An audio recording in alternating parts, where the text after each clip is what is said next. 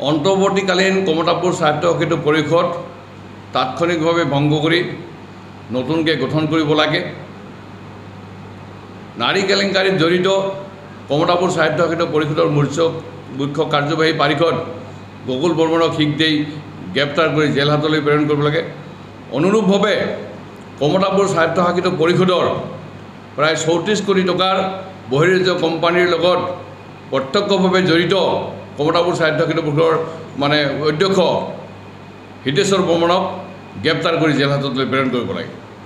কমতাপুৰ স্বায়ত্ত শাসিত পৰিষদ অসম চৰকাৰে অবিভক্ত গোৱালপাৰা জিলাৰ 4খন জিলাক লৈ গঠন কৰিছিল, সেই অঞ্চলত থকা কছাছমুখীৰ লগতে আন জাতি জনগোষ্ঠীৰ সামগ্ৰিক বিকাশ আৰু উন্নয়নৰ কাৰণে। কিন্তু দুৰ্ভাগ্যৰ কথা যে আজি 2-3 বছৰৰ ভিতৰতে এই কমতাপুৰ স্বায়ত্ত শাসিত পৰিষদৰ জড়িত থকা মুখ্য পাৰিষদ, অধ্যক্ষ আৰু কিছুসংখ্যক পাৰিষদ তথা কাৰ্যবাহী সদস্য আৰু সাধাৰণ সদস্যই অসম চৰকাৰে আবণ্টন দিয়া উন্নয়নৰ প্ৰতি বিভিন্ন পন্থাৰে তেওঁলোকে সৰলুকি কৰিলে। আৰু এই গোটেই কথাবিলাক আমি ইতিমধ্যেই ৰাজহুৱা কৰিছিলোঁ। দুগৰাকীকৈ কাৰ্যবাহী পাৰিষদ দুৰ্নীতিত জড়িত থকাৰ কাৰণে আৰক্ষীয়ে গ্ৰেপ্তাৰ কৰি জেল হাজতলৈ প্ৰেৰণ কৰিছিল।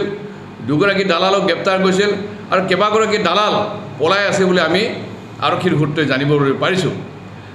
আৰু দুৰ্ভাগ্যৰ কথা যে আজি এই কথাবিলাক আমি অসমৰ মুখ্যমন্ত্ৰী মহোদয়ক আমি সবিস্তাৰে জনাইছিলোঁ।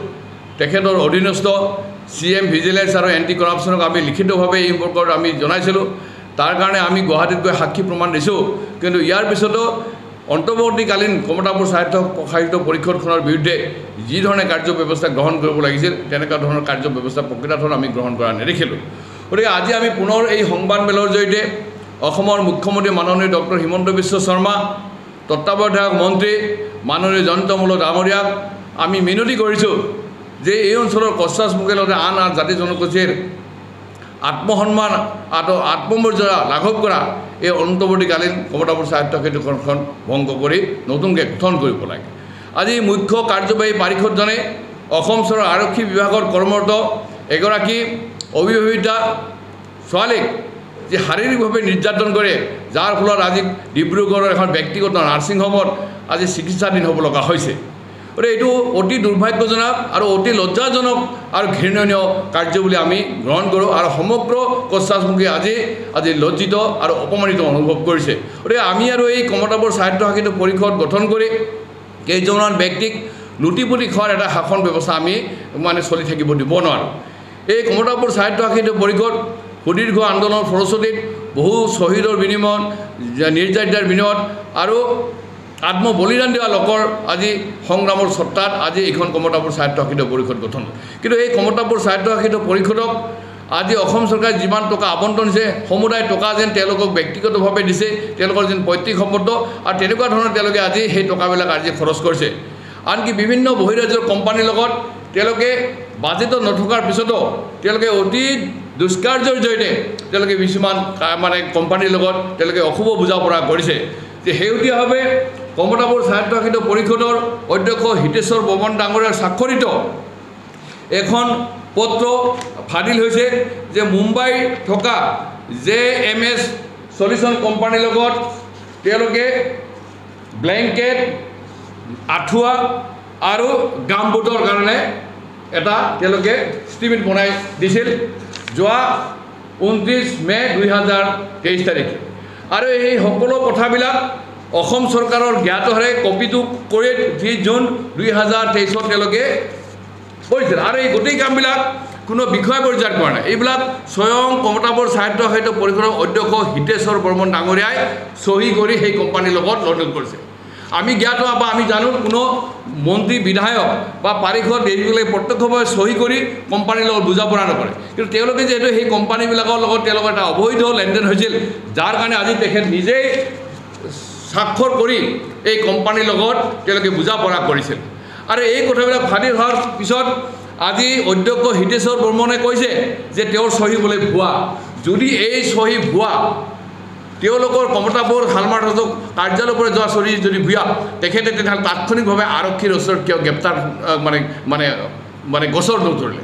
তেওঁৰ গছৰ তললৈ কিয় সাহস নহ'ল তেওঁ জানে যে এই শ্বহীদ তেওঁৰ আৰু বিভিন্ন সূত্ৰত আমি গম পাইছোঁ যে তেওঁ এই কোম্পানীৰ লগত প্ৰত্যক্ষভাৱে তেওঁ আলোচনা কৰিছিল নিজে চহী কৰিছিল আৰু তেখেতসকলৰ লগত হৈছিল আৰু ইয়াত অবৈধ লেনদেন হৈছে কিন্তু আজি তেওঁ গ্ৰেপ্তাৰৰ ভয়ত আজি আগুৱা ভৰিবৰ কাৰণে আজি তেখেতে এই শ্বহীদ তেখেতৰ নহয় বুলি তেওঁ ৰাজহুৱাভাৱে আজি কৈছে কিন্তু আমি কৈছোঁ এইটো অসম চৰকাৰে একদম তদন্ত কৰিব লাগে আৰু এই তদন্ত কৰিলেই প্ৰকৃতাৰ্থত মানে দিনৰ পোহৰৰ দৰে আজি পৰিস্ফুট হৈ পৰিব গতিকে এই কাৰ্যত যিহেতু অধ্যক্ষ হিতেশ্বৰ বৰ্মন প্ৰত্যক্ষভাৱে জড়িত সেইকাৰণে অসম চৰকাৰে তাৎক্ষণিকভাৱে তেখেতক গ্ৰেপ্তাৰ কৰি জেল হাজতে প্ৰেৰণ কৰিব লাগে এইটোৱে আমাৰ অসমৰ মুখ্যমন্ত্ৰী মাননীয় ডক্টৰ হিমন্ত বিশ্ব শৰ্মালৈ আমাৰ আহ্বান কাৰণ এই পৰিষদ এই অঞ্চলৰ অস্তিত্বৰ কথাটো আছে আমাৰ সংগ্ৰামৰ ফলস্বৰূপে আজি এই তেওঁলোকৰ এই কাৰ্যবিলাকৰ কাৰণে আমি সকলোৱে আজি লজ্জিত হৈছোঁ আজি অসমৰ কেইবাখনো স্বায়ত্তশাসিত পৰিষদ আছে কিন্তু আমি আজিলৈকে